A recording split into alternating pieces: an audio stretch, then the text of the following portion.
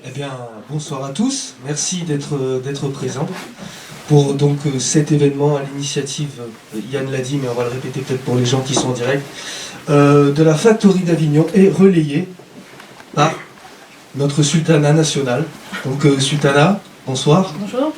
Alors, comment tu as su, comment tu as voulu, comment dire, je vais enlever ce masque, ça m'énerve.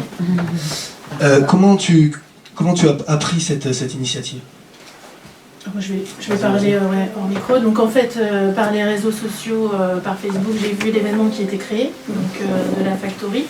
Et j'avais parlé à Yann assez récemment que j'avais envie justement qu'on aille chanter, donner de la voix avant que les lieux culturels ne réouvrent, pour pouvoir exprimer notre mécontentement et puis notre envie de chanter, de pouvoir se retrouver en public. Donc cet événement tombait à pic et donc Yann a rebondi et m'a dit écoute, on y va, on essaye de faire quelque chose sur ce créneau horaire dans l'opération, dans le cadre de l'opération Théâtre Ouvert. Ah, justement, dans ce cadre-là, tu vois comment, toi, l'avenir, quelque part, de la musique? On nous demande aujourd'hui de nous réinventer. Donc la réinvention, c'est quoi pour toi? Alors, il y a deux choses. Déjà, je pense que le contexte actuel fait qu'effectivement, on n'est pas d'accord. On sait très bien, tout le monde le sait, on ne voit pas pourquoi les lieux culturels restent fermés alors qu'on pourrait être une place sur deux, alors qu'on s'entasse dans des supermarchés ou dans des métros. Mais ça, on l'a dit et redit, voilà, on est d'accord. Ensuite, je suis tombée sur la lettre toujours sur les réseaux sociaux, d'une artiste qui s'appelle Sarah Robato, dont je vais vous lire un extrait qui résumait assez bien la situation sur justement comment se réinventer. Donc pas forcément là tout de suite, on peut mettre des actions en place, mais plutôt dans un côté plus pérenne, pour pouvoir justement, c'était aussi là le fait de donner de la voix, pouvoir donner aussi envie aux artistes ou non artistes de peut-être rejoindre notre mouvement. Donc on est un mini mouvement, il n'y en a pas vraiment, mais bon, justement c'est pour essayer d'agréger et pouvoir s'approprier l'espace public. C'est-à-dire que moi je le vois vraiment comme ça, c'est-à-dire ne plus attendre d'aller jouer dans des théâtres ou dans des lieux culturels, mais aller jouer dans des jardins, dans des garages, au coin du feu, chez les gens, en bas des fenêtres, faire la sérénade. Voilà, donc moi j'ai chanté dans pas mal de lieux différents, que ce soit dans les prisons, dans les centres culturels, dans les théâtres, dans les lieux de concert, mais je pense qu'il y a vraiment une projection à faire et pouvoir amener la culture là où il n'y en a pas forcément, des gens qui n'ont pas forcément les moyens d'aller aussi voir des spectacles, et donc on viendrait à eux. Donc c'est ce qu'on essaye de mettre en place avec Sarah, avec Yann, et je vais vous lire un court extrait de là. Donc désolée Sarah si tu nous regardes, j'ai dû enlever certaines parties pour aller à l'essentiel. Je vous écris d'une solitude que vous connaissez bien, où les circonstances actuelles nous obligent à nous retrancher une fois encore. Pour nous, artistes, qui avons tant besoin de faire taire le bruit du monde pour chercher à le dire, penchés au-dessus de nos bureaux, de nos instruments, dans nos studios et nos ateliers, dans nos petites tanières aménagées, ce retrait est encore une fois l'occasion à saisir pour repenser notre métier. Nos spectacles, nos expositions, nos répétitions, nos tournées, nos sorties de livres, tout est mis en suspens. Pour la plupart des artistes de scène, nous ne retrouverons pas nos dates, car un spectacle ne se reprogramme pas comme on rouvre une boutique. Les galères, les annulations, les projets qui restent dans les tiroirs, nous connaissons ça si bien. Ce que beaucoup apprennent aujourd'hui, l'incertitude du lendemain, la nécessité de s'adapter, faire avec ce qu'on peut, nous le pratiquons comme un art de la survie. Et je me demande si dans notre fragilité, nous ne sommes pas aussi une partie de la réponse. Dans un monde traversé de crises sans précédent qui se superposent et donnent une impression de chaos, dont on ne pourra sortir, le besoin de pouvoir exprimer le monde dans sa complexité est vital. Car laisser l'expression aux mains des simplificateurs de tous bords, c'est enrichir le terreau des pires crimes. Mis en arrêt pour non-essentialité, on a paradoxalement retrouvé la certitude d'être essentiel. Nous sommes essentiels pour créer la rencontre, pour faire émerger la compréhension de l'autre et de soi, pour ouvrir la sensibilité. L'artiste est garant de la paix civile. Dans beaucoup de sociétés autochtones, l'artiste avait un statut privilégié, comme l'homme médecine ou le prêtre. Il était nourri, logé, car ce qu'il apportait à la collectivité était considéré comme vital pour préserver l'équilibre social. Est-ce qu'il n'est pas temps de se demander à quoi nous servons et à partir de là, inventer de nouvelles pratiques qui nous permettent d'obtenir des conditions décentes pour exercer notre métier?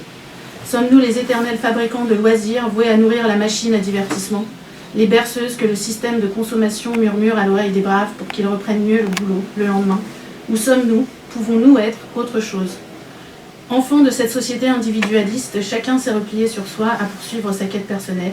Est-ce qu'il n'est pas temps de sortir de notre isolement et de nous rassembler, d'échanger, de réfléchir ensemble à notre condition? Il y a tant de choses à réinventer dans les pratiques de nos arts. Voilà, donc ça c'est une partie du texte, mais je pense que c'est valable pour tous les corps de métier, et pas forcément que les arts, justement. Si tous les corps de métier pouvaient justement se fédérer et porter tout ça d'une même voix, ce serait plus porteur. Voilà. Bah merci, on va l'applaudir.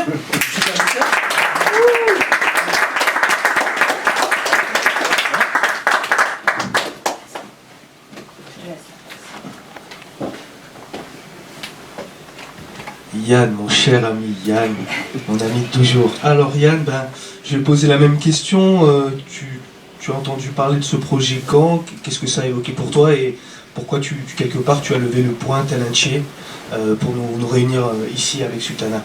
Alors, je crois d'abord que pourquoi je l'ai fait, je pense que c'est une forme d'inconscience déjà. Déjà en temps normal et là plus particulièrement. Et puis je pense que la chanson est un sport de combat. Voilà. Comme la science est un sport de combat, on est actuellement à un tournant où il y a un rapport de force entre le monde artistique, le monde politique, en tout cas une partie du monde politique, et entre le monde artistique et aussi une partie de la société civile. Moi j'ai été très marqué par on voit bien comment on a réussi en clivant la société entre essentiel et non essentiel. On a divisé pour mieux régner, hein, c'est quand même ça qui ressort, c'est comme ça qu'on le ressent.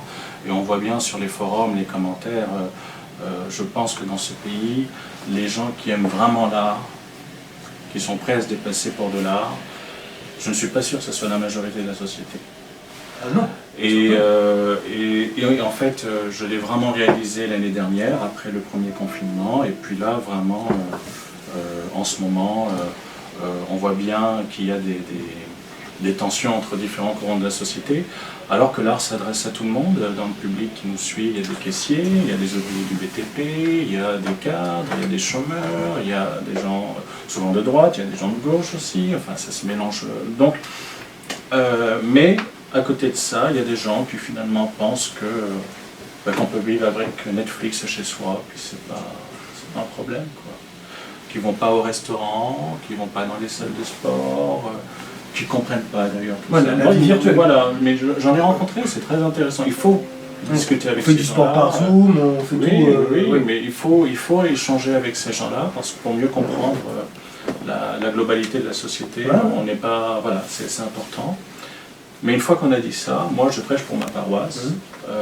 J'ai travaillé à côté des fois, mais ça a toujours foiré finalement. Donc c'est peut-être que j'étais pas forcément fait pour ça, même si je suis toujours vigilant. Mais je crois que plus que jamais, j'ai compris vraiment que j'étais définitivement artiste l'année dernière et qu'on ne se refait pas. Donc je prêche pour ma paroisse. C'est un peu une forme d'égoïsme, mais après tout, je vois que dans la société, il y a beaucoup de gens qui agissent par égoïsme, par corporation. Alors peut-être que c'est ça. Peut-être aussi que c'est une envie d'assumer à fond ce désir de transcendance. C'est quelque chose vraiment à laquelle je crois, même si ça a été balayé par une forme de cynisme contemporain, mais moi j'y crois. Et puis enfin,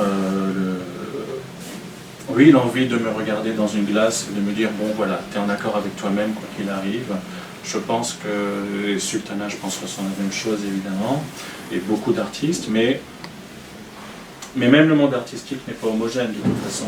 Il y a des gens qui se satisfont très bien de faire des concerts live stream. J'ai envie de te dire, quand tu es millionnaire de la musique, tu t'en fiches quelque part. Mais je ne suis pas sûr que ce soit une question d'être millionnaire ou pas. Je pense que c'est une question de mentalité. Je pense que par exemple, s'il y a 50% des gens qui sont pour le confinement, c'est parce qu'ils ont des aides. Alors je suis d'accord, voilà. Je suis d'accord, mais je pense aussi, je vois autour de moi des gens qui ne sont pas millionnaires et qui se satisfont très bien de faire des Facebook Live.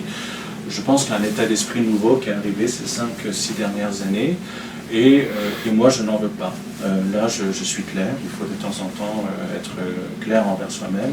Le spectacle en ligne, pour le spectacle en ligne, je n'en veux pas. Je n'ai pas du tout envie de participer à cette mascarade qui consiste à faire croire que c'est de la réinvention, c'est fantastique. Non, je trouve ça glauque, je trouve ça triste.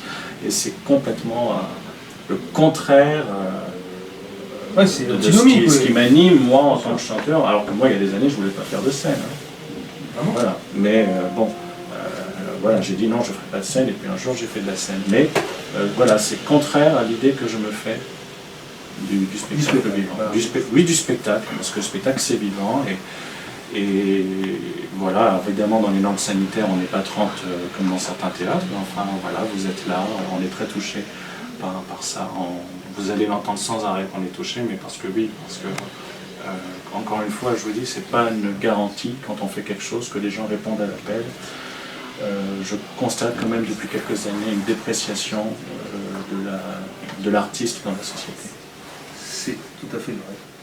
Bon, quelque chose à rajouter? Eh ben, on va commencer avec Voilà. Bertrand. Voilà. Eh ben, on va commencer. Voilà. Le spectacle commence. Yeah.